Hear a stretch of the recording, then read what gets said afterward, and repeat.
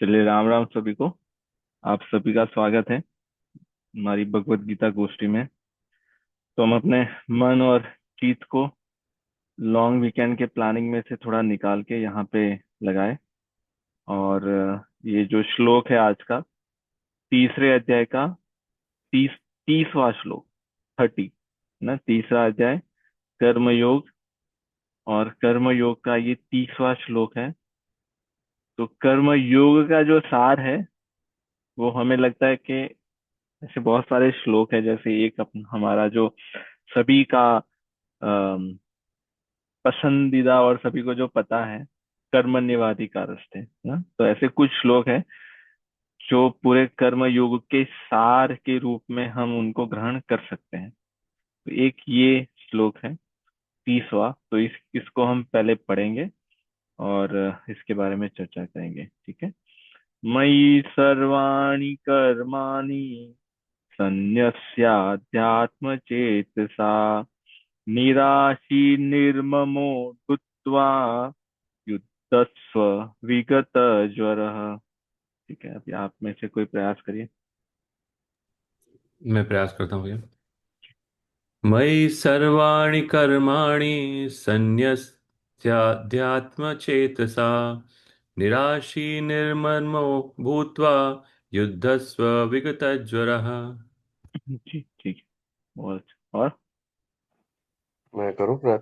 जी जी मयि सर्वाणि कर्माणि सन्न्यस्याध्यात्मचेतसा निराशी निर्ममो भूत्वा युध्यस्व विगतज्वरः।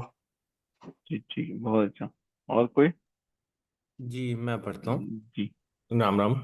जी, हाँ। मयि सर्वाणि कर्माणि सन्न्यस्याध्यात्मचेतसा निराशी निर्ममो भूत्वा युद्धस्व विगतज्वरः।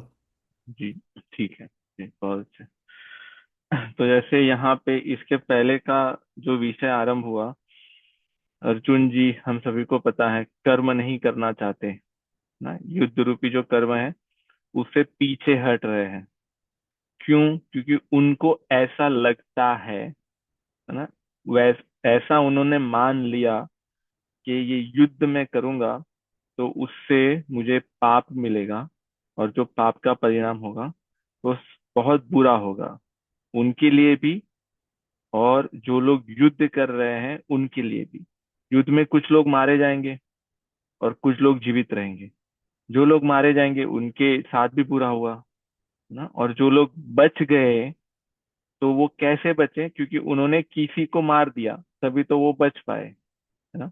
तो जो लोग बच गए हैं उनको ऐसा लग रहा है कि वो पाप के भोगी बनेंगे क्योंकि उन्होंने पाप अर्जित किया।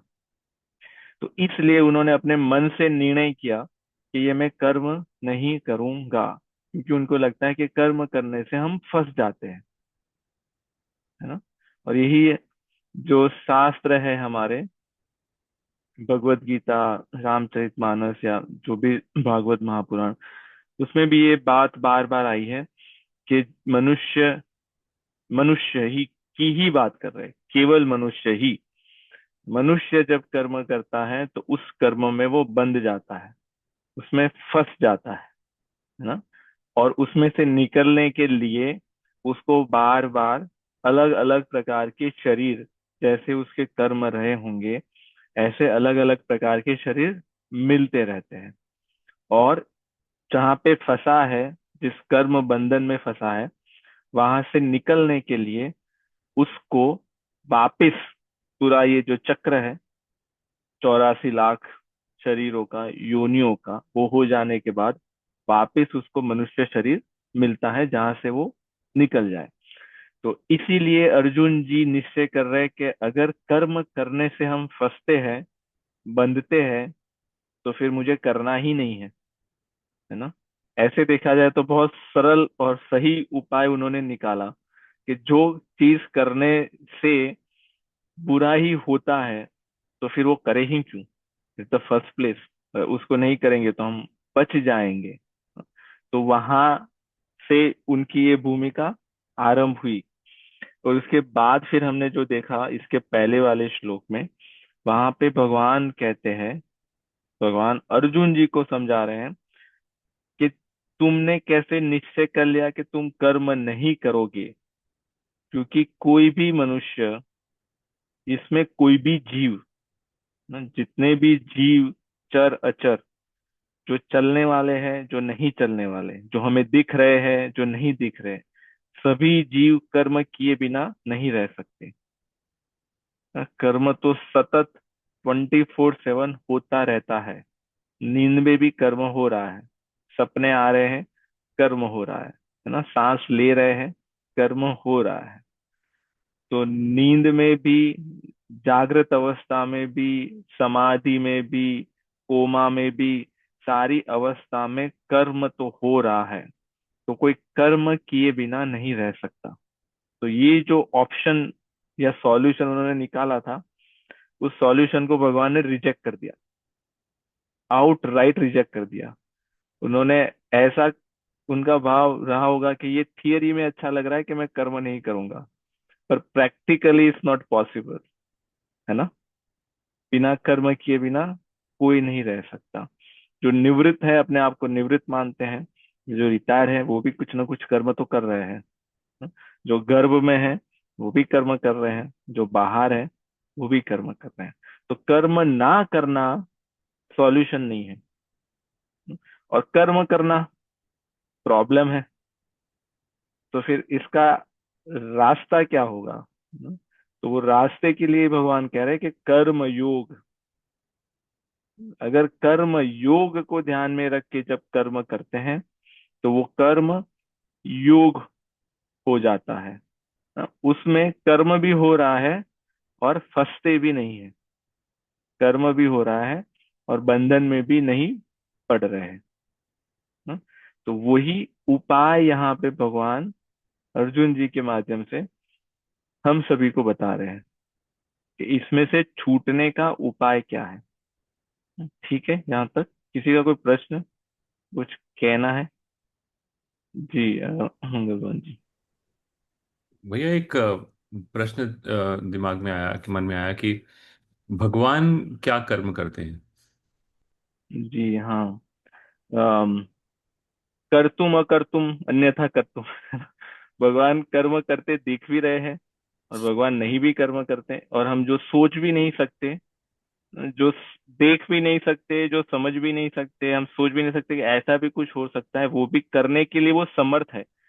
करने के लिए भी समर्थ है, नहीं करने के लिए भी समर्थ है।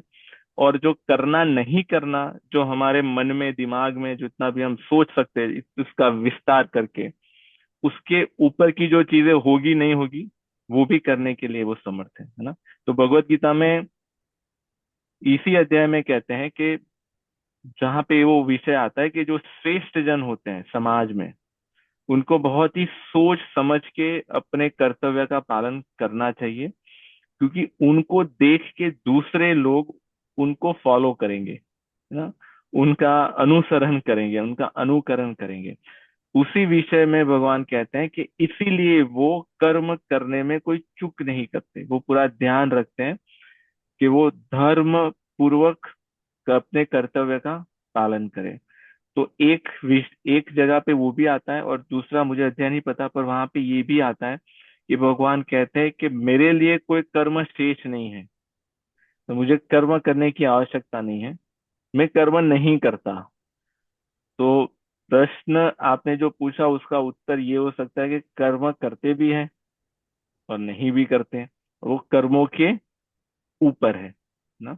तो कर्म क्या करते हैं भगवान, अगर इसमें देखें तो जब भगवान को सृष्टि बनाने की इच्छा होती है, तो वो इच्छा उनके लिए कर्म है ना। इच्छा होने के बाद संकल्प करते हैं कि सृष्टि हो। तो ये उन्होंने जो संकल्प किया, बोला भी नहीं, संकल्प किया कि सृष्टि हो, उससे फिर सारी चीजें,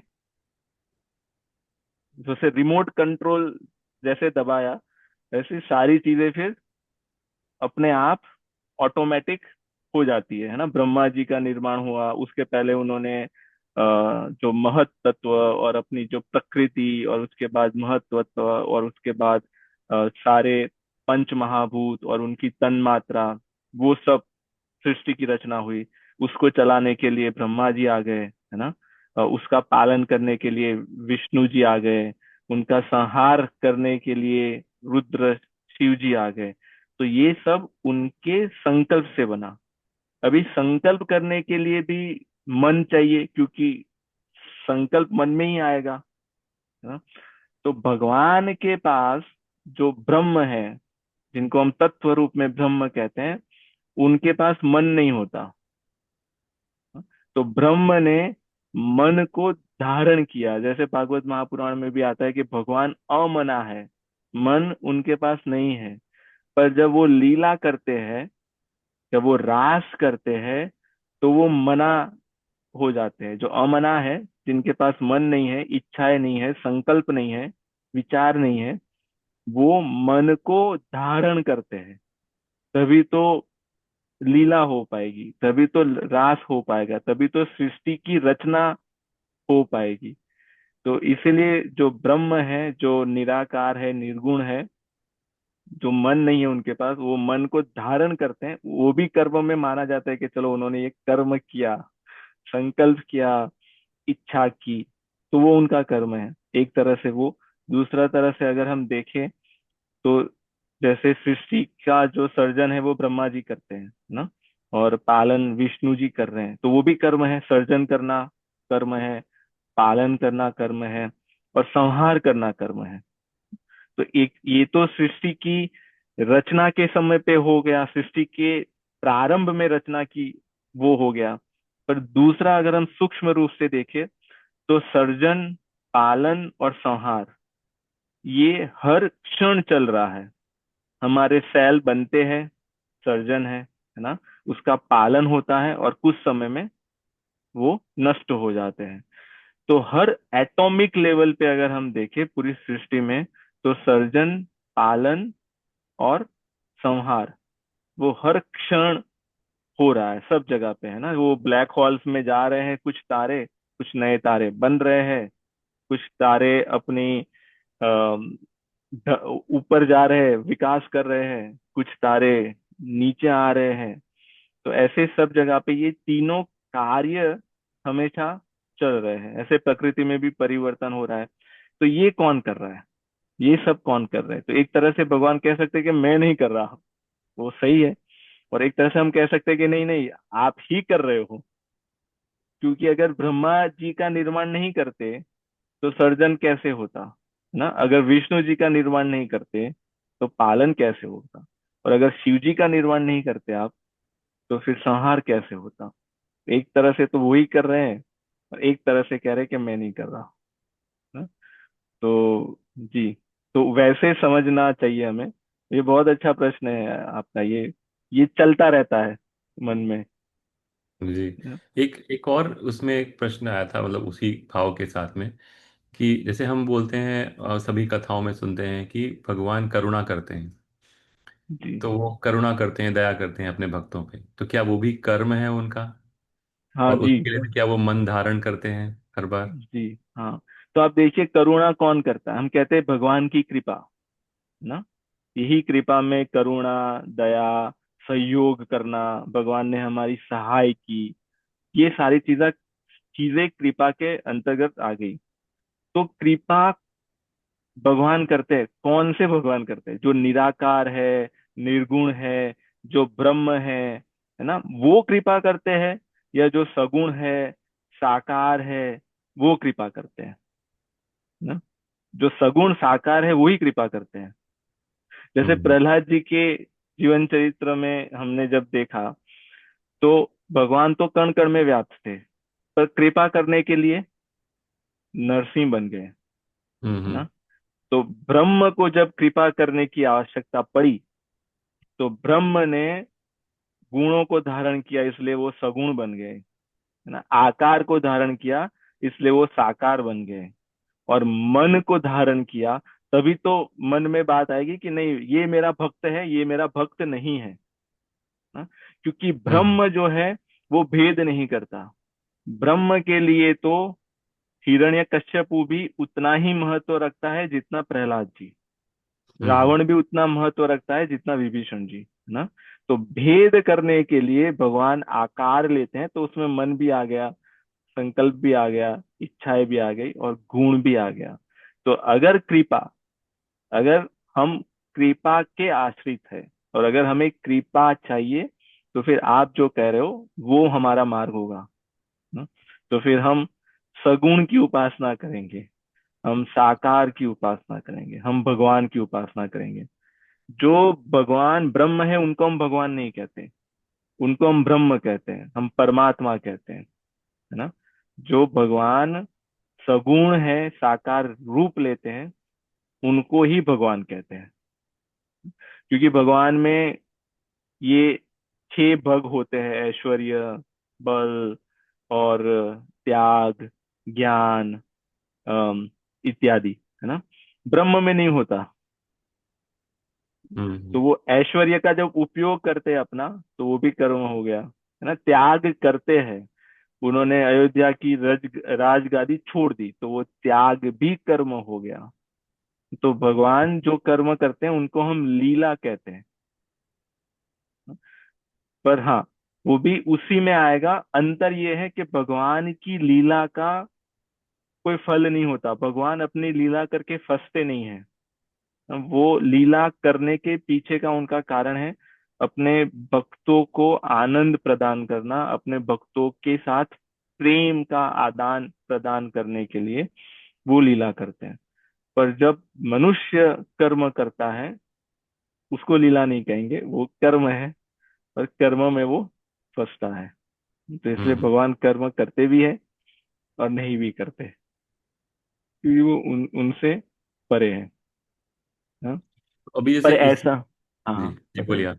नहीं, मैं ये कह रहा था कि ऐसा चिंतन करने से बहुत अच्छा लगता है ना। हम्म। ये अगर ये चिंतन ऐसा हो कि भगवान धर्म करते भी है, जैसे आपका जो चिंतन चल रहा है ना, उससे अंदर से बहुत अच्छा अनुभव होता है।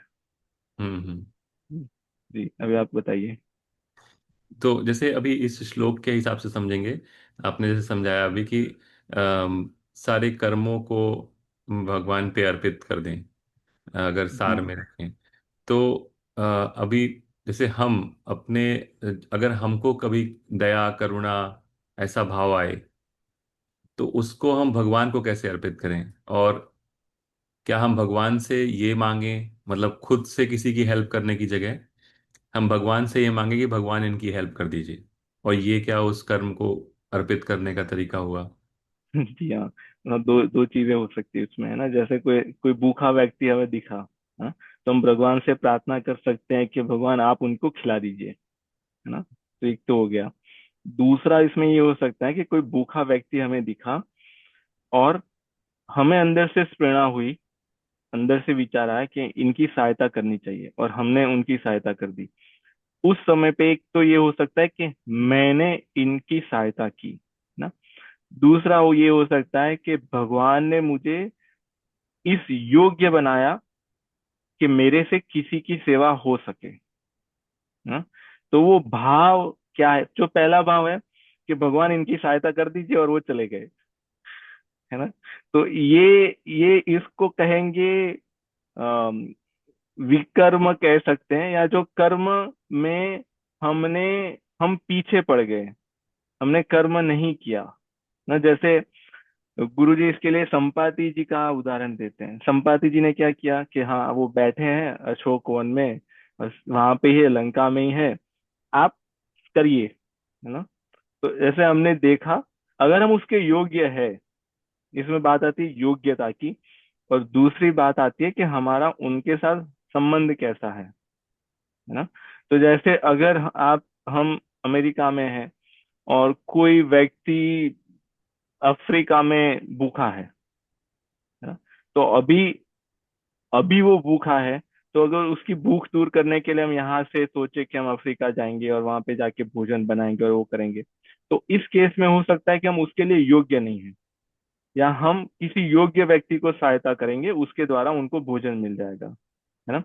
दूसरा, इस भोजन की बात करें तो हम कौन सा भोजन दे रहे हैं, हाँ, इसलिए यहाँ पे कह रहे हैं मई सर्वाणी कर्माणी ही नहीं, उसके बाद कह रहे हैं संन्यस्या ध्यात्म चेतसा। जो बुद्धि का उपयोग करके, जो चेत के, जो थोड़ा कॉन्शियस होके, अवेयर होके, है ना।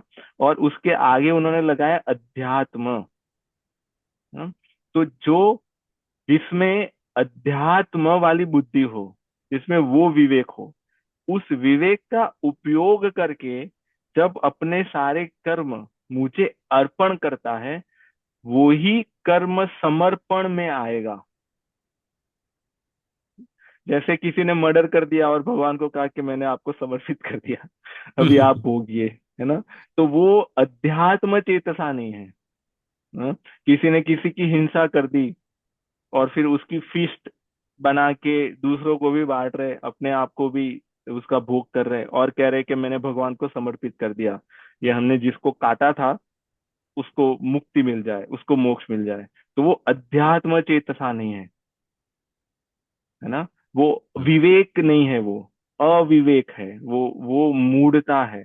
तो उसको भगवान ग्रहण नहीं करेंगे, क्योंकि आपके पास ऑप्शन था कि आप बिना हिंसा किए किसी की भूख को मिटा सकते थे, और आपके पास ये भी ऑप्शन था कि आप किसी की हिंसा करके किसी की भूख को मिटा सकते थे।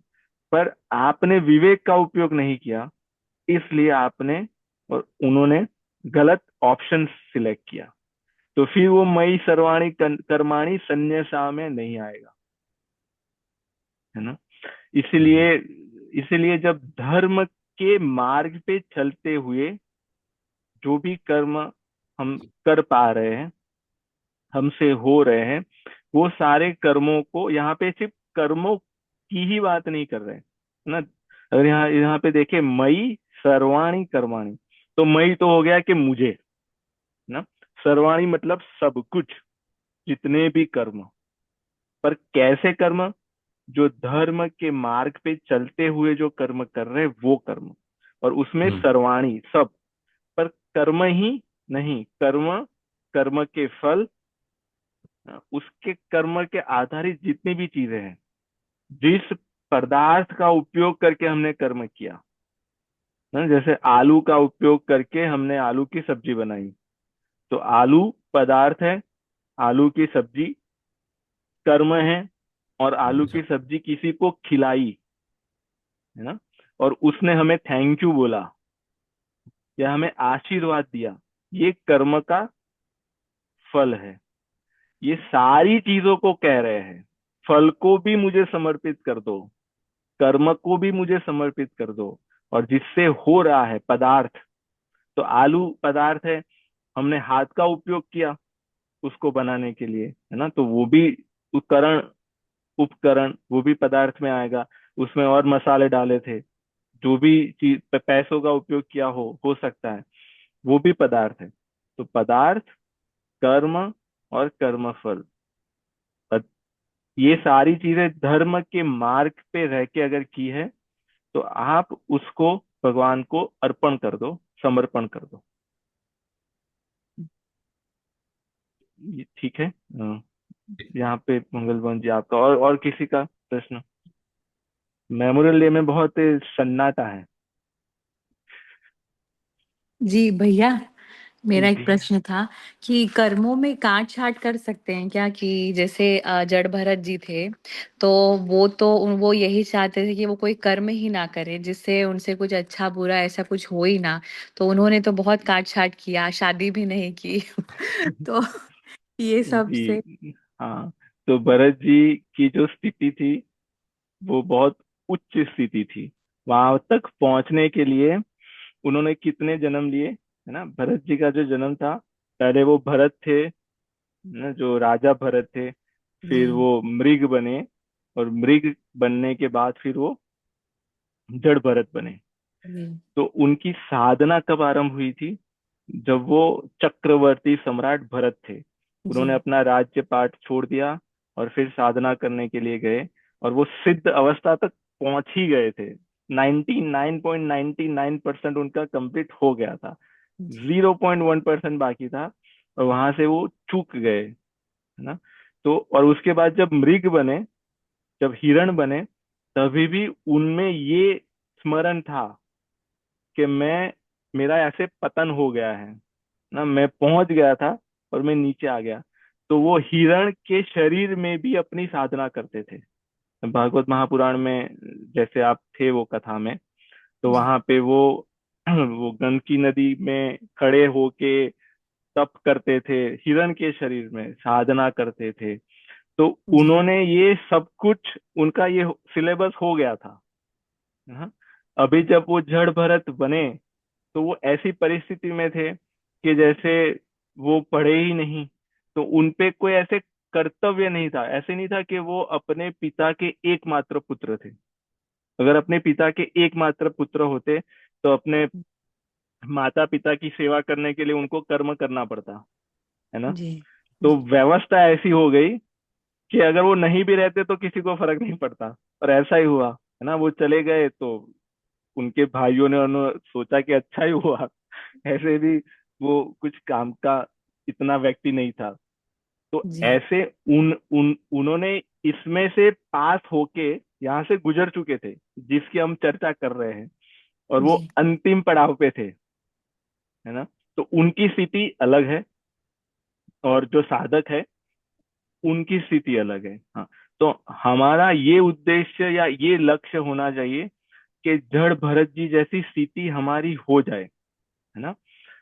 ना कि जैसे कुछ लोग ऐसे मिल जाते हैं समाज में, वो अपने आप को कहेंगे कि मैं जड़ भरत हो गया, है ना, या कहेंगे कि मैं मीराबाई हूं आज से, है? तो मीराबाई का अनुकरण करने से, कॉपी पेस्ट करने से कि जड़ भरत जी ऐसा करते थे, हम भी ऐसा करना आरंभ हो गया, वैसे करने से जड़ भरत जी नहीं बनते। उसके लिए ये साधना करके, यहाँ से अपने आप को पिसा के, कसा के, कुटा के, है ना, ये जैसे उन्होंने किया, उनके जीवन में भी यही हुआ। ये सब करने के बाद फिर वो अंतिम पड़ाव तक पहुंच। तो हमारा, हाँ, हमारा लक्ष्य ये होना चाहिए कि जड़ भरत जी जैसी स्थिति। और उसमें भी अगर आप देखेंगे, और ये गुरु जी ने इस ऐसा ही किसी ने प्रश्न पूछा था, तो उसमें गुरु जी जी ने ये कहा था कि जब वो पालकी को ढोते हैं, जो राजा, क्या नाम था उनका, राजा का बहुत अच्छा नाम है, रोहुगण रोहुगण। रहुगण, हाँ। रहुगण को जब बिठाते हैं पालकी में और जब चलते हैं, तो वो सीधे नहीं चल रहे, है ना, वो जी स्टेप को मिस कर करके चल रहे। क्यों? क्योंकि वो देख रहे हैं कि कोई जीव जंतु उनके पैर के नीचे ना आ जाए। तो वो कर्म कर रहे, पर अध्यात्म चेतसा, धर्म के मार्ग पे चल के, कि मेरे से किसी की हिंसा ना हो जाए। तो वो इतना चेत है वो। जो जड़ की हम बात करते हैं, वो ऐसे जड़ नहीं है। अगर जड़ होते तो फिर वो नीचे क्यों देखते हैं, है ना। कीड़े मर जाए या जिनको जो होना हो, तो जी उनमें चेतना बहुत उच्च कोटि की है। तो हमारा भी ऐसे लक्ष्य होना चाहिए कि ऐसे महापुरुष की हम पे कृपा हो जाए, और वैसे नहीं, पर उनके अगर अंश मात्र भी अगर अनुभव हो जाए ना, तो वो जीवन मुक्त है, जीते जीते मुक्त है जी ना, उनका। हाँ जी। तो वैसे, तो हमें ये पता होना चाहिए क्या कर्म करने चाहिए क्या नहीं, उसकी चेतना और विवेक हम हमको जरूरी है होना। हाँ, तो हमें ये विवेक पक्का होना चाहिए। जैसे कुछ कर्म हमें मिले हैं, पार्ट ऑफ द पैकेज था, है ना। जी जी जीवन मिला, वो पैकेज है, जी उसके साथ कुछ आ गए। जैसे हमारे प्रारंभ में था, दो बच्चे तो आ गए, उनका पालन पोषण करना है, पार्ट ऑफ द पैकेज है ना। जी पति पत्नी मिलेंगे क्योंकि जी हमने ऐसे कर्म किए थे पहले, तो उनकी सेवा इतनी बाकी है, तो वो पार्ट ऑफ द पैकेज है, हम्म, वो लेना ही पड़ेगा। वो माता पिता इतने, इस समय पे ऐसे फ्रेंड्स मिलेंगे, उनको इतना खिलाना बाकी है, चाय पिलानी बाकी है, चाय पीनी बाकी है, तो वो सब होगा। वो पार्ट ऑफ द पैकेज है। पर कुछ चीजें हम नहीं उत्पन्न करते हैं। जैसे वो कभी कभी भारत में ऐसे होता है ना, कि जैसे दो लोग कुछ चर्चा कर रहे हैं, हाँ? और हमें लगा कि शायद झगड़ रहे हैं, तो हम बीच में चले गए। तो अभी दो लोगों के बीच में जो भी चल रहा था हमें नहीं पता, अभी तीसरा पहुंच गया, चौथा पहुंच गया, पांचवा पहुंच गया। अभी वो लोग शांति से बात कर रहे थे, अभी हाथापाई पे आ गए, है ना। और किस दोनों के बीच में कौन सी बात हुई। तो ये जो हुआ, ये हुआ कि हम जानबूझ के या अनजाने में ऐसे कर्मों में घुस गए, है ना? हम अपने आप जाके वहां पे फंस गए। तो ये विवेक हम में होना चाहिए, है? जो आया है, जो हमें कर्तव्य मिला है, वो तो हमें करना पड़ेगा। पर कुछ चीजें हम सामने से जाके, वो कहते हैं ना कि कुछ लोग ऐसा होता है कि जैसे तीर कोई किसी और को मार रहा है ना, और तीसरा व्यक्ति आएगा, वो तीर के पीछे आगे आगे भागेगा। उड़ता तीर ले लेना, है ना। जी ऐसे ऐसे होता है कि हम ऐसे बात कर रहे हैं कि हाँ नहीं नहीं, वो तो पता नहीं कैसे व्यक्ति है, और यहाँ से कोई आ जाए कि आप मेरी बात कर रहे हो, है ना, मेरे बारे में बता रहे हो। तो ये हुआ किसी का तीर अपने पे ले लेना और उसके आगे आगे भागना। ये जो होता है, ये कर्मों से हमें बचना चाहिए, ऐसे कर्मों से। क्योंकि ये कर्म हमें, बात की बात तो छोड़ दीजिए, अभी जीवन में भी बहुत परेशान करेंगे, हमें जी शांति से नहीं बैठने देंगे, है ना। और बात का तो जो आएगा वो तो आएगा, इंटरेस्ट सहित। हम्म। तो ये विवेक से आता है। तो विवेक में, और ये जब विवेक जागृत हो जाता है, तब फिर आप देखोगे, अपने आप में भी देखोगे कि पहले हो सकता है कि हमारा स्वभाव ऐसा था कि कहीं पे भी कुछ हुआ, है ना, कुछ लोग ऐसे घर में होते, उनका ही नाम आएगा, है ना। वो वहां पे थे नहीं थे, उनका ही नाम आएगा। ऐसे जो खासकर जो छोटे भाई बहन होते हैं, वो बाय डिफॉल्ट होते ही है कि भाई इन्होंने ही किया होगा, ऐसा होता है। और जैसे कॉलेज में कुछ हो गया, तो हाँ इनका ही नाम आएगा। और फिर जॉब पे कुछ कुछ हो गया, तो ये क्या हुआ कि हम कहीं पे भी कुछ हुआ है, इन ये फंस रहे हैं। फिर जब ये विवेक जागृत होता है, फिर हम ऐसी स्थिति में आ जाएंगे कि हम ऐसी चीजों से बचेंगे ना, जहाँ पे बहुत कलह चल रहा है और हाथापाई हो गई, हम वहां पे उपस्थित ही नहीं थे, हम सब कुछ शांत हो गया उसके बाद पहुंचे, है ना। ऐसे अगर हम चिंतन करेंगे तो ऐसा आएगा। तो जो जहाँ पे कंफ्लिक्ट हो रहा है, अननेसेसरी कंफ्लिक्ट जहाँ पे हो रहा है, वहां पे हम पार्ट नहीं है। ये कैसे हुआ? ये हमारी जब चेतना जागृत हो गई, उससे हुआ। इससे विपरीत क्या हुआ? जहां पे अननेसेसरी कंफ्लिक्ट चल रहा है, उससे हमारा कुछ रिलेशन है या नहीं है, हम सारे ऐसे कंफ्लिक्ट के भाग रहते थे पहले, है ना। तो ये अंतर है अध्यात्म से। ठीक है, ये जी आपका अच्छा चिंतन है। और यही जो साधक होते हैं, इसको ओवरलुक कर जाते हैं, है ना। क्योंकि वो ऐसा देखते हैं, अरे हमारा उद्देश्य तो भगवान की प्राप्ति है, ब्रह्म की और परमात्मा, और फिर मीराबाई जी जैसा अनुभव हमारा हो जाए, ऐसी हमें भक्ति मिल जाए, ऐसा ज्ञान मिल जाए। तो बहुत ऊपर देखते हैं, अच्छी बात है। पर उतना ऊपर देखने में जो पास की चीजें होती है ना, ये जो आपने कहा, वो छूट जाती है। और अगर वो ठीक नहीं करेंगे, तो वो फिर हमें आगे नहीं बढ़ने देती। क्योंकि फिर हम ऐसे छोटी छोटी बातों में ही उलझ रहे हैं, जी हमारी बातों में भी उलझ रहे हैं, किसी और की बातों में भी उलझ रहे हैं, है ना। ऐसे भी व्यक्ति हमने देखे होंगे कि जैसे फैमिली में या जैसे ग्रुप में ऐसे होता है कि किसी को किसी के बारे में कुछ बुरा कुछ कहना है या पूछना है, तो एक व्यक्ति होंगे, सब उनको ही फोन करेंगे। हाँ, मतलब एक एक हाइपोथेटिकल एग्जांपल दे रहा हूँ, है ना। हो सकता है कि ऐसा ना भी हो, पर हमने ऐसे देखा है। क्यों ऐसा? हाँ? वो जो व्यक्ति को सभी लोग उनको ही फोन करके कंप्लेन करेंगे, क्या आशुतोष जी ने ऐसे किया, सपन जी ने ऐसे किया, ये आशीष जी ने ऐसे किया, मृत्युंजय जी ने ऐसे किया, एक ही व्यक्ति को। क्यों? क्योंकि जो वो व्यक्ति है, उसका ये स्वभाव है, अपने आप को उलझाना सामने से, है। तो जब हम उलझ में नहीं पड़ेंगे, जब हम सुलझ जाएंगे, तो जो ये कहा, ये जो छोटी छोटी जंजीरें हैं जो हमें बांध रही है, ये इसमें से फिर हम अपने आप को मुक्त कर देंगे। नहीं तो ये इसमें ही लगे रहेंगे, है ना। जैसे आपके गांव का तो पता नहीं कैसा है, पर हमारे जो गुजरात के गांव में तो ऐसे ही बहुत सारी चीजें ऐसी ही चलती रहती है ना। इसमें लोग मस्त रहते हैं। यहाँ का वहाँ, वहाँ का यहाँ। तो फिर ऐसे ही अगर चलता रहा तो फिर ये अध्यात्म चेतसा नहीं है ना। तो इससे बचना चाहिए। और ये, हाँ, ये सही है। ये जो छोटी छोटी चीजें हैं, यही हमें जड़ भरत तक जी की जो स्थिति है वहां तक पहुंचाएगी। नहीं तो हम भगवान की कृपा का अनुभव नहीं कर पाएंगे, क्योंकि हम तो इसमें ही उलझे हैं जी। बिल्कुल। इसीलिए इसे गुरु जी ने वो कहा था, अनारंभ अनिकेत अमानी, है ना। अनारंभ का मतलब है कि जो जानबूझ के अननेसेसरी चीजों में अपने आप को नहीं लगाता, हम्म। है ना। ऐसे क्यूरियोसिटी, जैसे इंडिया में होता है, कहीं गड्ढा खोद रहे हैं, वहां पे 500 200 300 लोग ऐसे खड़े हैं, देख रहे हैं। ये क्या हुआ? ये हुआ आरंभ करना, है ना।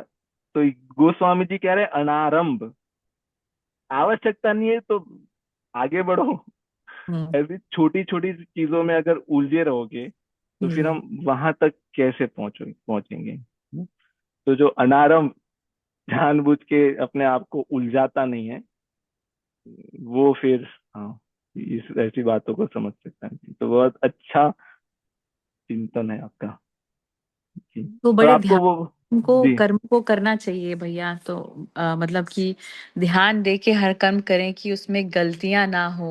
वैसे तो हो ही जाती है, ऐसा तो कुछ है नहीं, रोज ही कुछ ना कुछ हजारों गलतियां होती होंगी। तो उसमें हमको ध्यान रखना चाहिए कि जी, क्या हाँ, हमें पूरा ये अध्यात्म चेतसा, तो यहाँ पे कह रहे हैं उस कर्म को हमें चेत के करना चाहिए, है ना। कुछ लोगों का स्वभाव होता है, और हमने तो देखा है, छोटे छोटे कर्म में गलती हो जाएगी। गलती होना बहुत बड़ी बात नहीं है ना। जैसे ही गलती हो गई, जैसे सिंपल उदाहरण लेते हैं, जैसे भारत में बहुत गर्मियों में वो फ्रिज के अंदर पानी रखते हैं बॉटल में, है ना। तो आप मटके में से पानी ले रहे हो और बॉटल में डाल रहे हो सकता है, कभी कभी हो सकता है कि उसमें से पानी बाहर गिर जाए ना। तो ये हम्म। गलती हो गई। इसमें ये होता है कि उन्होंने कहा, ओ सॉरी सॉरी सॉरी, ठीक है, और फिर उन्होंने फ्रिज में रख दिया। तो ये जो सॉरी उन्होंने जो कहा, जिसका उनके मन पे कोई प्रभाव नहीं पड़ा। जब दूसरी बार करेंगे तब ये होगा, 100वीं बार करेंगे तभी होगा। तो अभी अपने कर्म में वो ध्यान नहीं दे रहे, अध्यात्म चेतसा नहीं है। भगवान अपने साधकों को, अपने भक्त को ये नहीं कह रहे कि कार्य में आप वो करो, ध्यान बेध्यान रहे ना। भक्त जो होते हैं बहुत कुशल होते हैं, अपने कर्मों में बहुत कुशल होते हैं, अपने सारी चीजों में बहुत चतुर होते हैं, है ना। हमें कहीं किसी भक्त के जीवन चरित्र में ऐसा नहीं आएगा कि वो कहीं जा रहे थे और उन्होंने देखा नहीं और खंबे के साथ टकरा गए, या पेड़ के साथ टकरा गए, है ना, और फिर सॉरी कह दिया कि सॉरी सॉरी सॉरी, और फिर मूव ऑन हो गए। ऐसा किसी भक्त के जीवन में नहीं आएगा। वो तल्लीन है भगवान के ध्यान में, तभी भी कहीं चल चल गए और किसी के साथ टक्कर हो गई, ऐसा नहीं आएगा। पर आजकल देखे, है ना, फोन पे जा रहे किसी के साथ टकरा गए, सॉरी। उस सॉरी का महत्व क्या है? क्योंकि आप आधे घंटे में फिर से वही चीज कर रहे हो। मतलब जो कर्म कर रहे हो उस पे ध्यान नहीं है हमारा ना, वो चेत के नहीं कर रहे हैं। तो इसका ऐसा नहीं कि फल तो मिलेगा, सॉरी कहने से थोड़ी ना बच जाते हैं। उसका ये छोटी छोटी जंजीरें हैं, ये जो आप कह रहे हैं, ये बहुत अच्छा आपने पॉइंट उठाया। और ये तो हम बहुत जब देखते हैं तो हमें पता नहीं हंसे या दया आए या रोए, है ना। और अपने जीवन में देखते तो हमसे भी ऐसा होता है, ऐसा नहीं। तो इससे हमें बचना चाहिए, अपने कर्मों को बहुत कुशलता से करना चाहिए, बहुत जागृत होके करना चाहिए ना। तो जब ये हम वो जो पानी वाला ले रहे थे, तो उसके लिए मैंने उनको ऐसा कहा था कि आप ऐसा सोचिए कि इस बॉटल में आप पानी नहीं डाल रहे ना, बॉटल में आप एसिड डाल रहे हो। अगर इस बॉटल में एसिड डालते और अपना हाथ ऐसे लगाते तो आपका एक बूंद भी नीचे गिरता? तब कितना ध्यान लगा के करते हैं कि मेरा हाथ जल जाएगा, है ना। तो यही ध्यान नहीं है, क्योंकि उस कार्य का महत्व नहीं है, इसलिए ध्यान नहीं है। लगता है पानी है, गिर गया तो क्या हो गया, पर अगर जी। एसिड होता तो, HCl होता तो, हम्म। है ना। तो नींद में भी करते थे, ठीक से करते। तो ये हमें ध्यान से करना चाहिए कर्मों को, और चेत के करना चाहिए। ये यही कह रहे थे आप। जी जी भैया जी। जी, इसमें और किसी का कुछ?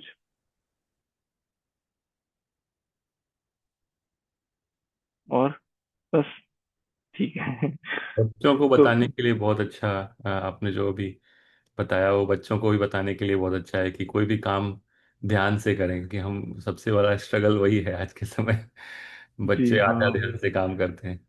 जी वही, हाँ, खास करके ये सही बात है आपकी। ये जो हमारी पता नहीं कौन सी जनरेशन है, पर ये जैन जी और उसके बाद वाली जो जनरेशन है, उसमें ये चीजें बहुत देख, क्योंकि वो क्या बोलते हैं, टेक इट इजी, और फिर it's okay, let it go, है ना। तो वो जो जो भी कार्य करते हैं उनको बहुत छोटा समझते हैं, कि अगर मैं शूज ही पहन रहा हूँ तो मैं खड़े खड़े ही पहन लूंगा, और वो पीछे का जो होता है उसको ऊपर नहीं करूंगा, तो उससे क्या ही फर्क पड़ेगा ना।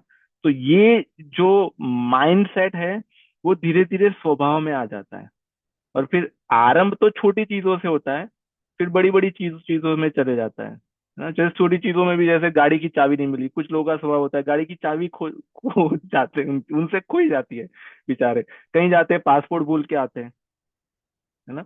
और फिर कहते हैं हमारे साथ तो ऐसा हो जाता है, क्या करें। तो ऐसा नहीं है कि कुछ लोगों को भगवान ने ऐसा बनाया कि उनको कुछ याद नहीं रहता, ना। जो लोग पासपोर्ट या चाबी भूल जाते हैं, उनको खाना खा लेते हैं समय पे। तो ऐसा नहीं कि याद नहीं रहता, ध्यान नहीं है, है ना। बहुत कुछ चीजें आरंभ कर दी है, ऐसे भी हो सकता है। बहुत कुछ चीजें, 200 300 टास्क टू डू में पड़े हैं, तो फिर चाबी भूल गए, है ना। बच्चे भूल गए, मेले में गए थे तो, है ना।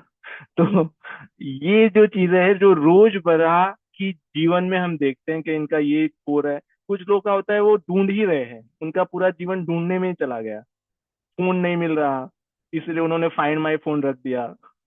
चाबी नहीं मिल रही, वहां पे ये पता नहीं, ये सैलो टैप रखा था वो कहाँ गया, ये सीजर नहीं मिल रहा। हाँ, इसमें से जी, आपको जैसे ऐसे ऐसे ऐसे हम बहुत इसमें आनंद लेते हैं कि ये देखो, ये जीवन है। ये ढूंढने में हमारा जीवन अगर चला गया, तो भगवान को कब ढूंढ पाएंगे ना, क्योंकि हमारा ध्यान ही यही सारी चीजों को ढूंढने में है।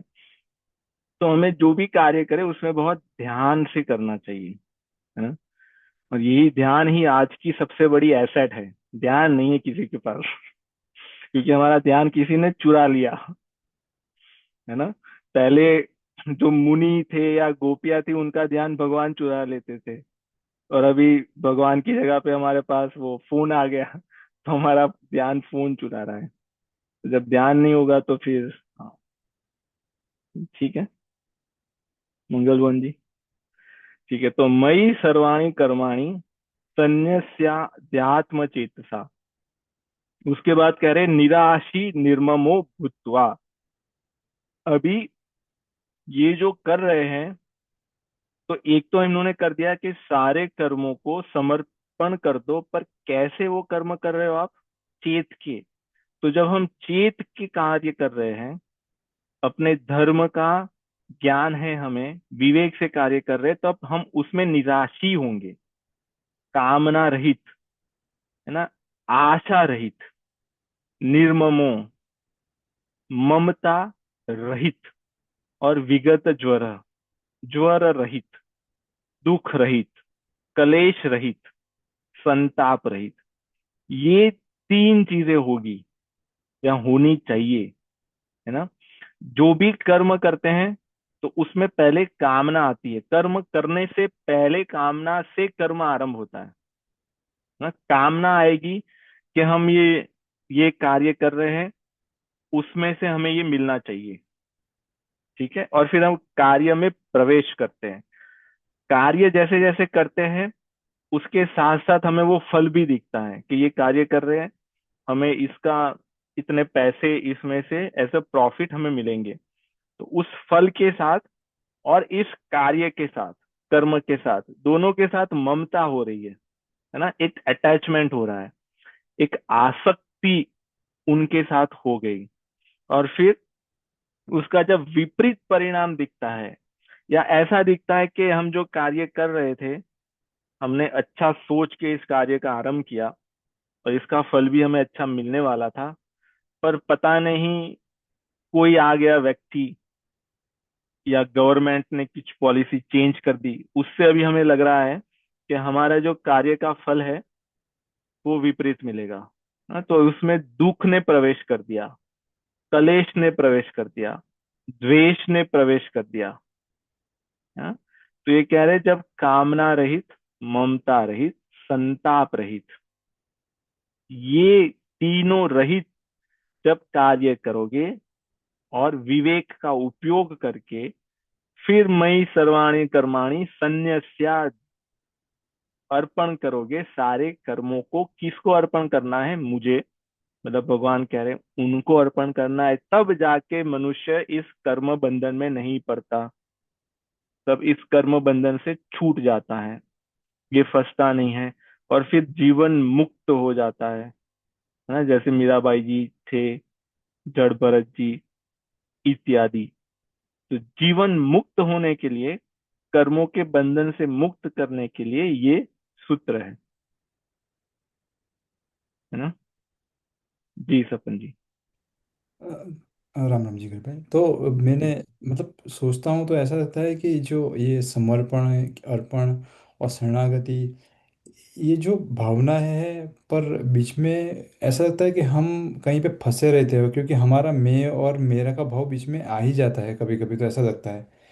तो उससे बाहर कैसे निकला जाए कि मैं और मेरे के भाव से। हाँ, तो हम फंसे इसमें ही है, ये तीन चीजें यहाँ पे जो भगवान ने कही उसमें फंसे हैं, है ना। हम आशा में फंसे हैं। हमारी आशा है व्यक्तियों से, वस्तुओं से और परिस्थिति से। जैसे हम कोई बिजनेस आरंभ कर रहे हैं तो हमारी आशा ऐसी है कि अभी गवर्नमेंट कुछ ऐसी पॉलिसी चेंज कर देगी जिससे मेरे बिजनेस को हेल्प होगी। तो एक आशा है। ममता है उस बिजनेस से या उस कार्य से, या उसमें जो पदार्थ का उपयोग किया है उससे, या उसमें जो पार्टनर है उनसे। और इससे जब विपरीत होता है तो संताप है ना। तो ये तीनों चीजें है, इसीलिए हम फंसे हुए हैं, इन तीनों चीजों से फंसे हुए हैं। तो अभी इसमें से निकलने के लिए क्या करना चाहिए? तो मिलियन डॉलर प्रश्न तो यही है। इसके निकलने के लिए भगवान यही इसलिए यहाँ पे कह रहे हैं कि अध्यात्म चेतसा, उस विवेक के द्वारा, उस विचार से द्वारा, उस चिंतन के द्वारा, कि जो मैं ये करने जा रहा हूँ। क्योंकि यहाँ पे जब दुख इसी बात का होता है कि हमें ये लगता है कि हम ये कर लेंगे, है ना, और बाद में वो होता नहीं है, उसी बात का दुख है। जैसे बच्चा एग्जाम देने जाता है तो उनको पता होता है कि हाँ मुझे इतनी चीजें आती है, ऐसा वो मानता है। और फिर जब एग्जाम के समय में जो प्रश्न आते हैं, उस समय में वो जवाब ठीक से नहीं दे पाता, और उसने जितना एक्सपेक्ट किया होता है कि मेरे 90 आएंगे और उसका 88 आ गया, तो वो दुखी होता है कि नहीं? वो भी दुखी होता है। और जिसने सोचा था कि मेरे 45 तो आ ही जाएंगे, है ना, उसके 42 आ गए, तो वो भी दुखी होता है।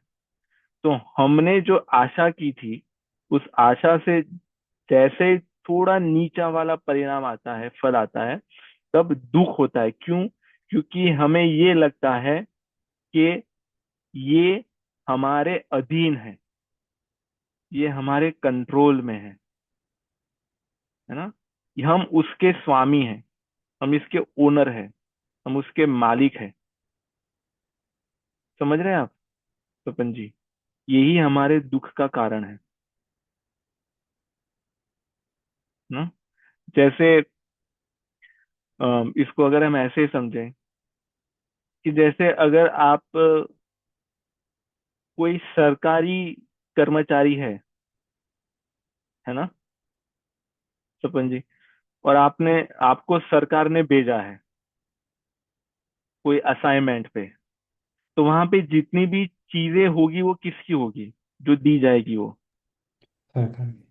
वो तो सरकार की होगी, है ना? और जिस गवर्नमेंट के समय पे आपको एम्प्लॉय बनाया गया, अभी गवर्नमेंट चेंज हो गई, सीएम बदल गए, दूसरे सीएम आ गए, है ना? तो उससे आपको क्या फर्क पड़ा? है ना? आपको कोई फर्क नहीं पड़ा, क्योंकि आप सरकारी हो। आपको जो पहले गाड़ी दी गई थी वही गाड़ी अभी आपके पास है। अगर गाड़ी बीच में खराब हो गई तब सरकार दूसरी गाड़ी भेज देगी, अगर हम्म। आप उस कक्षा के कर्मचारी हो तो गाड़ी खराब होने से आपको इतना फर्क नहीं पड़ा। आप संताप से ग्रसित नहीं हुए। क्यों? क्योंकि आपको पता है कि ये मेरे कंट्रोल में नहीं है, ये मेरा नहीं है ना, ये तो सरकार का है, और मैं सरकार के लिए काम कर रहा हूँ, और ये जो चीजें हैं उसका मैं उपयोग कर रहा हूँ। तब फिर संताप नहीं होगा। ममता, जैसे रिटायर होंगे वो गाड़ी छोड़ देंगे, हम्म।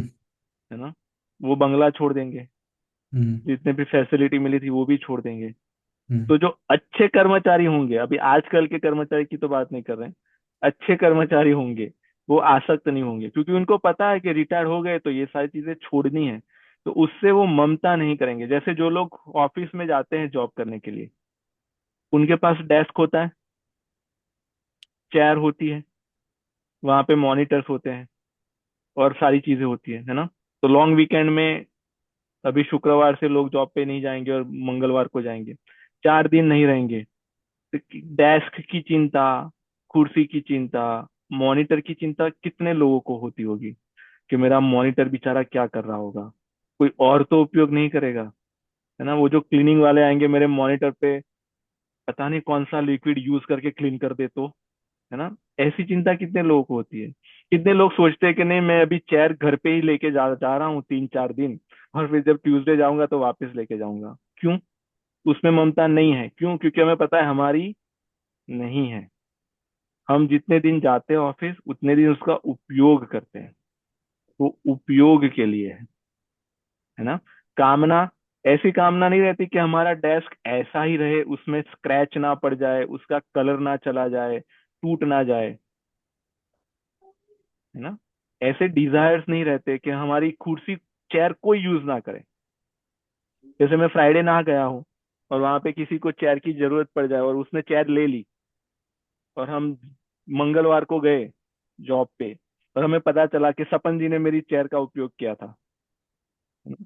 तो क्या हम सपन जी के साथ झगड़ने जाएंगे कि हाउ डेयर यू, आपने मेरी चेयर कैसे उपयोग कर ली, है ना? ऐसा नहीं करते। क्यों? क्योंकि हमें पता है कि हमारी नहीं है, हमें उपयोग करने के लिए दी है ना?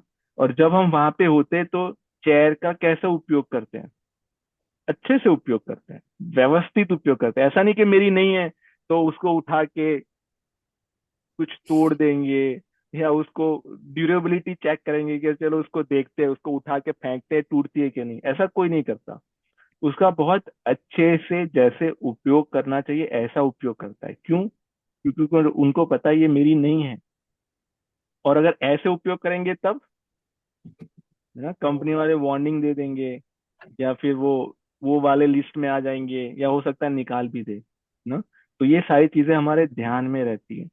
तो ऐसे ही जीवन में हमें जो सारी चीजें मिली है, अगर उसी विचार से अगर देखें तो हमारी है नहीं, हमें उपयोग करने के लिए मिली है। जब ये भाव होगा तब ये निराशी निर्ममो विगत ज्वर, है ना? तो अगर मेरी नहीं है, तो अगर ये chair, desk, monitor, laptop job वालों ने दिया है, कंपनी ने दिया है ना, अगर वो मेरी नहीं है, तो उससे द्वारा जो कार्य हो रहा है उस पे भी मेरा अधिकार नहीं है। उसका जो फल मिलेगा, है ना, वो तो कंपनी को मिलेगा। करेक्ट सपन जी? तो एक तरह से देखें तो हम जो कार्य कर रहे हैं जॉब पे, उस कार्य को समर्पित करते हैं कि नहीं करते? कंपनी बिल्कुल। को करना ही पड़ता है ना? करना ही पड़ता है। हो सकता है कि हमें उसमें से वो 100 के दे और उनको 1 मिलियन मिलता हो या उससे भी ज्यादा मिलता हो, पर हम वहां पे हक जताने नहीं जाते कि नहीं नहीं नहीं, ये तो गलत कर दिया आपने, है ना, हमने जो कार्य किया था उससे आपने 5 मिलियन बनाए और हमें तो आपने 100 के ही बना दिया, है ना। ऐसा कोई नहीं करता। तो हम हमारे जितने भी प्रोजेक्ट हैं कंपनी को समर्पित कर देते हैं। अगर उसमें से प्रॉफिट हुआ तो उनका, लॉस हुआ तो उनका, है ना। अगर वो बैंक करप्ट हो रही है तो वो उनकी जाने, हमने हमारा कर्म कर दिया, है ना?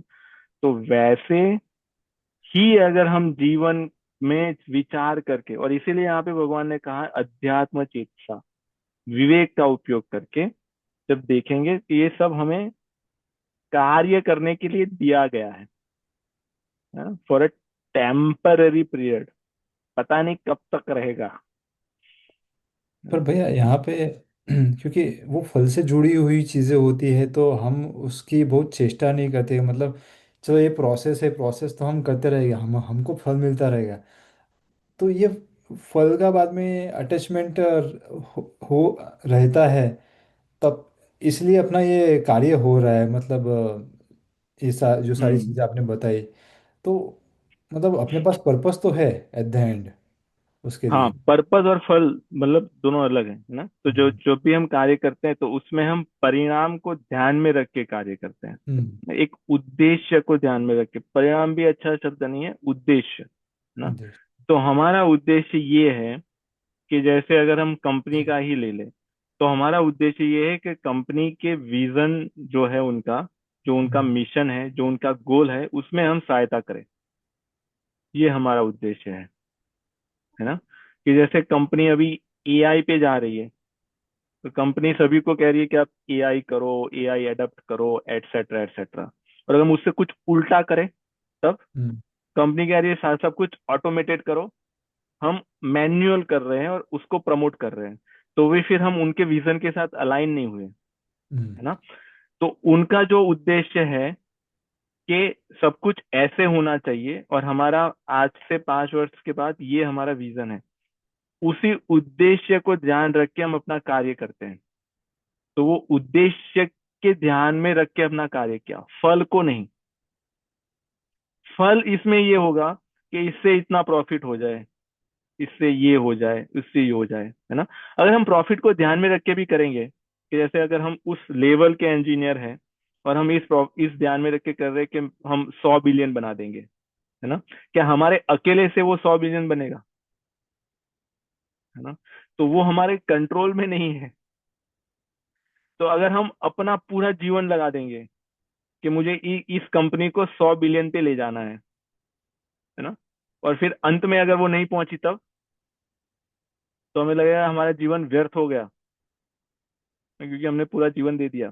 तो अगर पहुंच गई तब, फिर ममता हो जाएगी, हमारे लिए हुआ और ये लोग हमें पूछते ही नहीं है, हमारा कहीं नाम ही नहीं है ना। तो दोनों तरह से फंसेंगे जब फल को ध्यान में रखेंगे, पर जब उद्देश्य को ध्यान में रखेंगे, क्योंकि हमारा उद्देश्य ये इसलिए है क्योंकि उनका उद्देश्य है। तो ऐसे जीवन में हमारा उद्देश्य कैसा हो, जो हमारे से जो श्रेष्ठ जन है उनका जो उद्देश्य है ना, या आप मान लेंगे जो संतों का उद्देश्य है, या जो भगवान का उद्देश्य है, भगवान के उद्देश्य की पूर्ति के लिए हमने हमारे जीवन का उद्देश्य बनाया है और उसी को ध्यान में रख के हम सब कुछ कर रहे हैं। तो फिर उसमें वो फल वाला, तो वो इक्वेशन में वो नहीं आएगा। तपन जी ठीक है। हाँ जी। जी श्याम प्रिया जी आप कुछ कह रहे हैं। और वो पेरेंटिंग वाले में भी हमें रिमाइंडर डाल देना चाहिए, तपन जी अगर आप डाल रहे हो तो। राम राम सबको। अ, जी राम। भैया मेरा भाव था कि अ, जैसे आपने बोला कि कंपनी की चीजों को हम अपना नहीं मानते क्योंकि हमारा माइंड सेट वैसे ही होता है कि ये मेरा नहीं है, सिर्फ हम यहाँ जॉब करने के लिए आए। लेकिन जब हम पैदा होते हैं और बचपन से अभी तक बिना अध्यात्म सत्संग से, अभी तो ऐसे कहो कोविड के बाद ही हम जुड़े हैं। पहले तो सिर्फ दिखावे के लिए ही जाते थे जुड़ते थे, वैसा ही फील हो रहा है। लेकिन जो 30-35 साल की उम्र तक हम जैसे जिए हैं कि ये मेरा है, ये मेरे लिए कर रही हूँ वो सब। तो ऐसा होता है कि जो आपने जॉब का बोला ना, वो पहले से माइंडसेट होता है कि ये मेरा नहीं है, सिर्फ यहाँ तो मैं जॉब करने के लिए आई। लेकिन ये 35 साल ये शरीर से जो लगाव है, शरीर से जो संबंध सांसारिक जीवों के साथ है, उन सब से जो लगाव है, उसकी वजह से बहुत टाइटनेस फील होती है कभी कभी कि छूटना है लेकिन छूट नहीं पाते। मैं ऑनेस्टली अपना अनुभव बोल रही हूँ कि कभी कभी जी। ऐसा लगता है कि आ, ये सब मैं क्यों कर रही हूँ, मुझे नहीं करना है, मुझे वो भी पता है कि मुझे नहीं करना है, फिर भी हो जाता है। तो समझ में नहीं आता तो था इसमें प्रश्न क्या है कि, आपका? तो प्रश्न यही कि आपने बोला कि शरीर मिला है, शरीर को हम बोरोवर वाला ही समझ के, उधार ही समझ के कि हमें जो कार्य के लिए मिला है हमें वैसे ही करना है, उसको अपना नहीं समझना है। लेकिन हम जो बचपन से अब तक बड़े होके आए हैं और यही समझ रहे, पता है कि अपना नहीं है, फिर भी वो भाव रहता है। कुछ ऐसी चीजें, छोटी छोटी चीजें हो जाती है, बहुत जी। ध्यान रखते हैं, लेकिन फिर भी बहुत ऐसी चीजें होती है कि जहाँ पे हम अपना समझ के कर लेते हैं, लेकिन अपना नहीं है। तो ये जो लूप होल या वो कहते हैं ना ब्लाइंड स्पॉट वाले, उस समय पे कैसे करना चाहिए? हाँ, तो इसमें हमारा मन जो है हमें फंसा रहा है ना, ये मन की ही चाल है। ये क्योंकि हमारे जो पुराने संस्कार है वो इस जन्म के या पहले के जन्म के, ये सभी के, तो ये हमें इस जो विचार है, जो अभी तो हमने जब जब भी हम सत्संग में सुनते हैं तब हमें ठीक लगता है, मेक सेंस करता है कि नहीं ठीक है, ऐसा ही करना चाहिए, ऐसा ही मुझे करना है। करना चाहिए नहीं, वो अलग हो गया, मुझे ऐसा ही करना है, पर कर नहीं पाते। क्योंकि मन फिर तुरंत जैसे ही सत्संग में से उठे, तुरंत फिर हमें पुराने संस्कारों के आधारित हमें पूरा पकड़ के वहां पे लगा देता है जहां पे नहीं लगना चाहिए, है ना। तो ये कैसे होगा? तो ये तो अभ्यास से होगा, ये साधना से होगा, और ये कैसे होगा? ये चिंतन से होगा। इसलिए यहाँ पे कह रहे अध्यात्म चेतसा, है ना। जब हमारा चिंतन अध्यात्म पे होगा ना, चिंतन में अध्यात्म भी होगा, नहीं भी नहीं, अध्यात्म ही होगा, ही ना, जैसे कल गुरु जी कह रहे थे।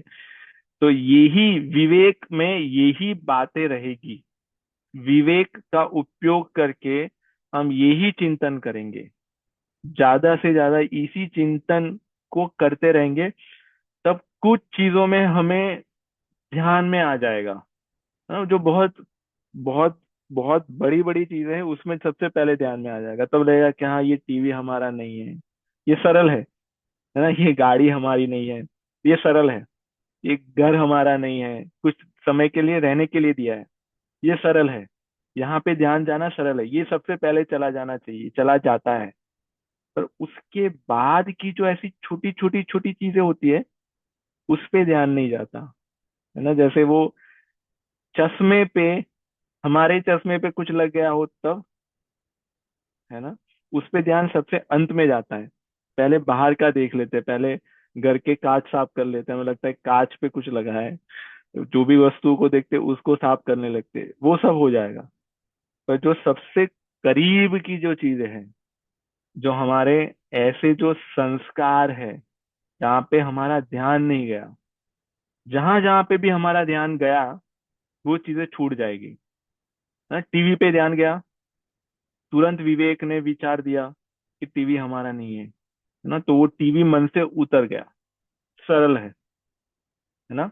जो ये भोजन करते थे इतने समय से, ध्यान गया कि नहीं नहीं ऐसा नहीं करना चाहिए, है ना, तो वो चला गया, सरल है। पर जिस पे हमारा ध्यान नहीं गया वो नहीं जाएगा, क्योंकि अगर ध्यान ही नहीं गया तो वो कैसे जाएगा, है ना।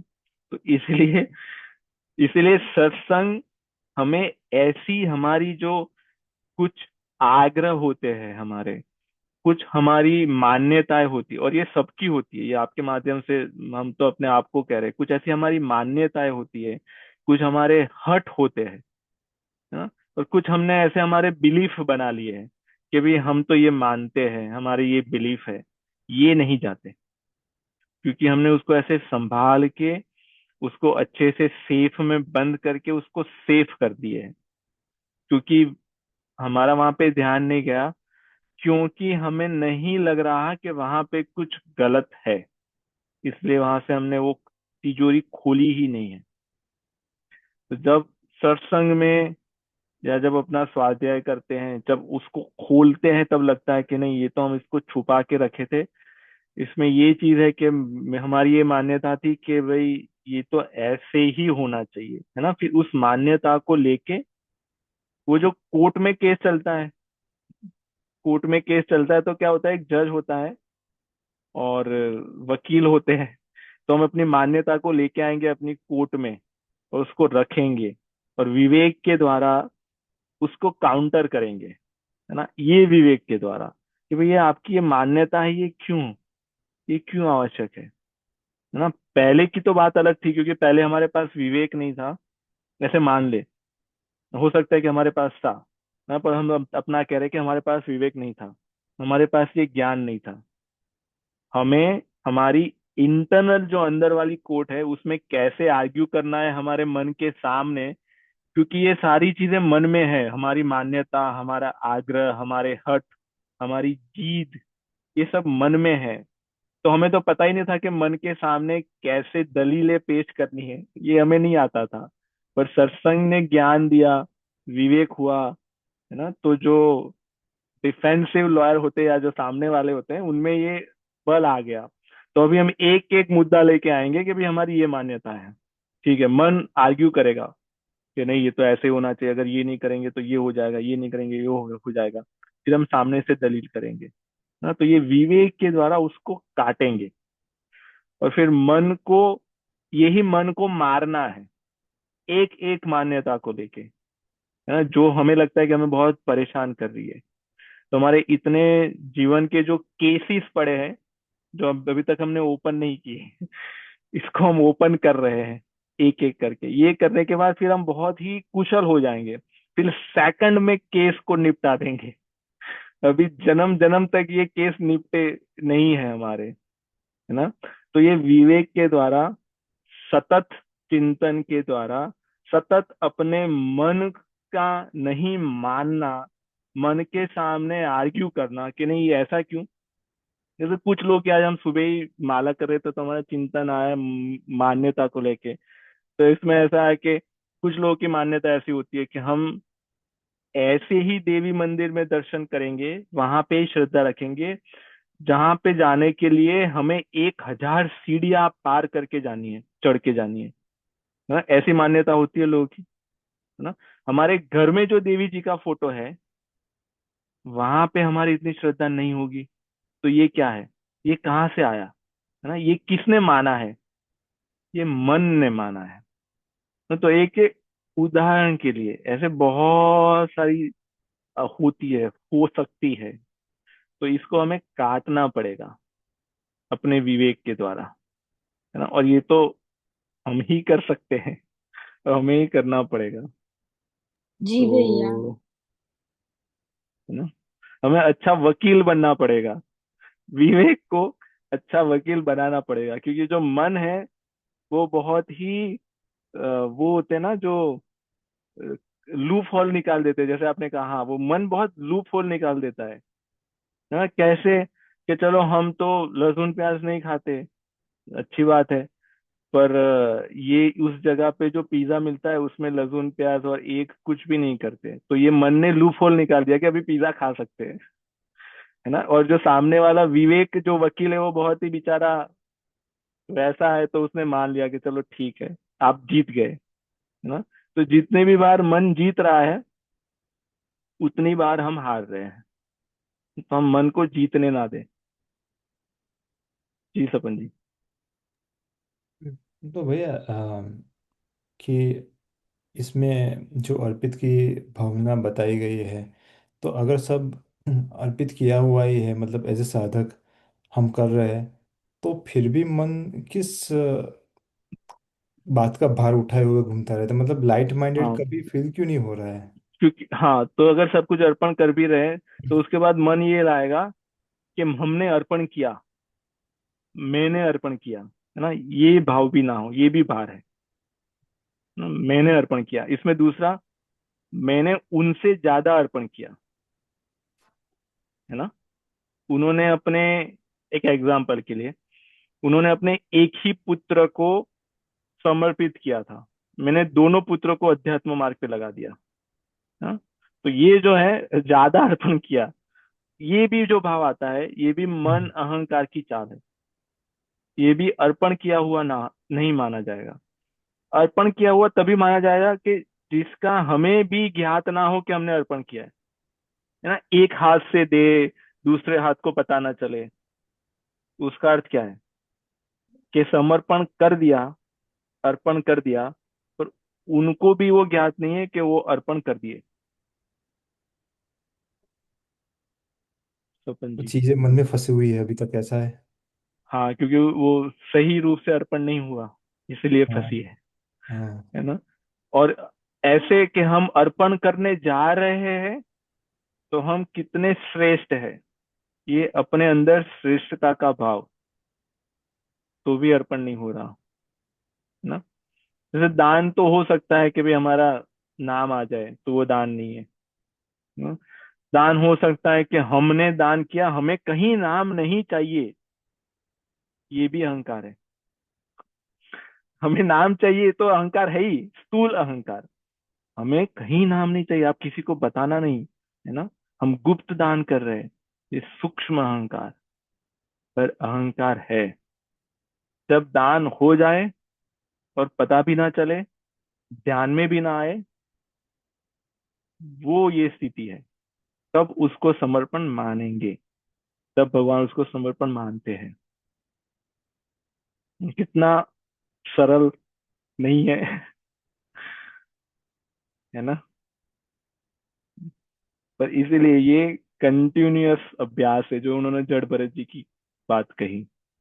ऐसे उनको आदर्श बना के, ऐसे संतों को, गुरु को ना, उनको आदर्श बना के जब इस पे चलेंगे, तब इसका थोड़ा भी अगर अनुभव होगा ना, ये अनुभव नहीं कि हमने समर्पण कर दिया, समर्पण हो गया, हमें पता ही नहीं है, और इसको हम समर्पण मानते ही नहीं है। हाँ, एक बात ये भी है कि हमने दान कर दिया, हमें नाम चाहिए, एक बात हो गई। हम दान कर रहे, किसी को नहीं पता चलना चाहिए, है ना, ये दूसरी बात हो गई। हम दान कर रहे हैं, नाम भी नहीं चाहिए, किसी को पता नहीं चलना चाहिए, पर ये दान है, तभी भी थोड़ा अहंकार बचा है कि हम मान रहे कि ये दान है। चौथा जो है, इसमें से कुछ नहीं है ना। आपकी वस्तु थी, जैसे मंगल भवन जी के पूजा कक्ष में रखा है, आपको ये समर्पित कर दी, तो फिर दान कहाँ है। दान तो होगा जो हमारी वस्तु हम किसी को देते हैं, तभी तो दान हुआ। पर अगर हमारा कुछ है ही नहीं और हम दे रहे हैं, तो फिर वो दान कहाँ हुआ,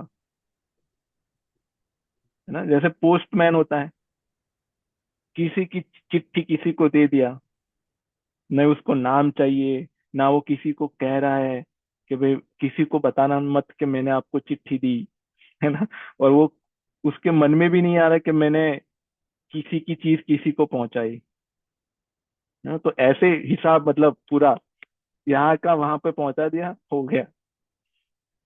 तो यार ये सुनने में बहुत अच्छा लगता है, हमें भी, जब इसका विचार करते हैं तो, पर करने में बहुत कठिन है, जो श्याम प्रिया जी ने कहा, है ना। हमें ये भाव हो कि ये कठिन है, हमसे नहीं हो पाएगा, इसमें हमारे अकेले से नहीं हो पाएगा, हमें आपकी कृपा चाहिए। इसलिए यहाँ पे कह रहे हैं कि समर्पण का अगर भाव भी होगा, तो वो समर्पण वो करवा देंगे, है ना। जैसे इस समर्पण को अगर आगे ले जाए, तो फिर आगे की जो स्थिति है वो शरणागति की है। तो विभीषण जी शरणागत हुए, या भगवान ने उनसे शरणागति करवाई, कौन सा ठीक लग रहा है आपको इस दोनों में से,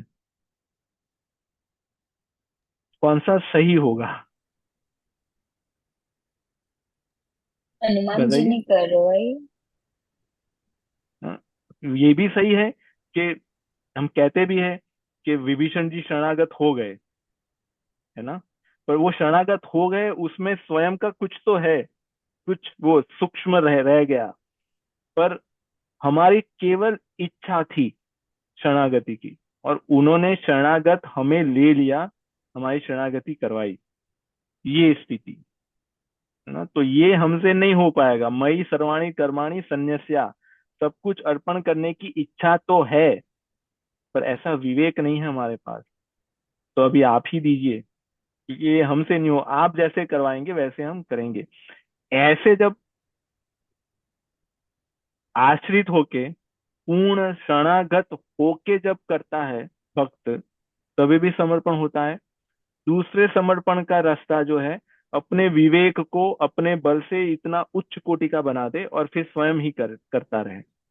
दो रास्ते हैं, दोनों में से एक तो करना ही पड़ेगा, तभी इस कर्मों के जाल से बच पाएंगे। ठीक है, आप कुछ कह रहे हैं मंगलवन जी? नहीं नहीं। जी। और इसके बाद का जो सेशन है वो उस, क्योंकि इसी विषय पे है, तो ये इसी का ही कंटिन्यूएशन, या इस पे ही वो होगा। जी, और एक किसी? एक एग्जाम्पल आपका याद आया था, मतलब गुरु जी का एक एग्जाम्पल याद आया था, आपने भी इसके बारे में बात करी है पहले, कि जैसे बैंक के कर्मचारी पैसे गिनते हैं लेकिन उनके नहीं, हाँ तो वो वाला एग्जाम्पल ऐसे याद आया कि कैसे कर्म करें लेकिन उससे अपने आप को अम, उसमें ममता न रहे। जी, हाँ बिल्कुल सही। इसमें हाँ तीनों चीज आ जाएगी ना, कामना ममता संताप तीनों आ जाएगी। तो बैंक के कर्मचारी ऐसे नहीं सुनेंगे कि आज तो सिर्फ 500 की नोटें आनी चाहिए, है ना, या आज तो 1 करोड़ आना ही चाहिए, कोई कामना नहीं रहेगी। और गिन रहे तभी भी कोई ममता नहीं रहेगी घर पे जाने के बाद, कि आज तो 50 करोड़ आ गए है ना। और अगर कम आए, कोई नहीं आया, छुट्टी थी, तो संताप भी नहीं रहेगा, क्योंकि वो तो अपना काम कर रहे हैं, बस उनका काम है बैंकर का, जो आता है वो उन्होंने कर दिया। तो ऐसे देखा जाए, जो मंगल बहन जी ने कहा कितना सरल है पर जब किया जाए तब लगता है कि तो बहुत कठिन है, और है, कठिन है, पक्का है। इसलिए ये साधना करनी है। पर उससे कठिन ये है कि जो कर्म के बंधन में फंसते हैं वो वो ज्यादा कठिन है, वो ज्यादा पीड़ादायक है ना। तो जी, तो आप सब तो साधक हो और अपने कर्मों को, कार्यों को बहुत ध्यान से करते हो, पर ये हम सभी के लिए, और खास करके हमारे लिए ये एक अलार्म जैसा है ना, कि जैसे हम कह रहे हैं तो फिर हमें और ध्यान रखने की आवश्यकता है कि भाई कहा था तो फिर ध्यान कहाँ है आपका। तो यही भाव के साथ, और किसी का कोई प्रश्न? नहीं, ठीक है सब। ठीक, चलिए। तो आप सभी को हैप्पी लॉन्ग वीकेंड। और उसमें हमारा तो सत्संग है, और आपका भी होगा शनिवार आज, अपन जी, जी। श्याम प्रिया जी के पास कोई प्रश्न है शायद भैया? हाँ। जी जी। अ, भैया मुझे एक भाव कहना था कि जैसे मैं पेरेंटिंग सेशन में सीख रही थी कहीं कि जैसे हम अगर अभी अच्छा सोचते हैं, मीन्स अच्छे बच्चे, घर संस्कार वगैरह सोचते हैं, तो हम अपने आगे आने वाली पीढ़ी के बारे में सोचते हैं। तो वो सेशन में उन्होंने मुझे ऐसा बोला था कि आप अभी अपनी नेक्स्ट जनरेशन नहीं, लेकिन जब आपकी जो थर्ड जनरेशन आएगी वो बहुत अच्छी आएगी आपके ये संस्कार करने से। तो जी पहले तो मैं समझ नहीं पाई, लेकिन अब मैं समझ रही हूँ कि वो जो क्या कहना चाहते थे।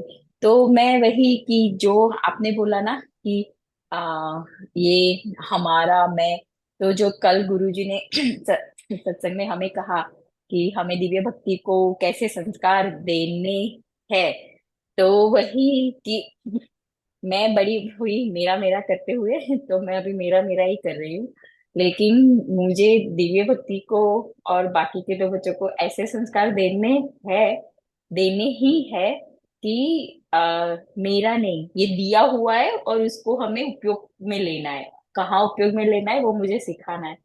तो जी। हाँ मैं उसके ऊपर चलूंगी। तो होपफुली जब बच्चे बड़े होंगे तो वो मेरा नहीं, उनमें वो भाव रहेगा कि हाँ बस ये यूज करने के लिए मिला है, लेकिन कहाँ यूज करना है वो उपयोग उनको सिखाना है मुझे। लेकिन वैसा भावना हम आगे वाली पीढ़ी को सिखाएंगे तो जो हम जी सफर कर रहे हैं वो उनको नहीं सफर करना पड़ेगा। बस जी यही एक बिल्कुल। भाव था, मुझे हाँ, बताना था। मैं मेरे में से तेरे तेरे करने लगे, तेरा तेरा, है ना जी। ठीक है जी, बहुत अच्छा विचार है आपका, ये ऐसे ही होने चाहिए। ठीक है, तो यहाँ पे हम विराम लेते हैं, और 4 मिनट 5 मिनट में दूसरा आरंभ होगा इसी पे ही।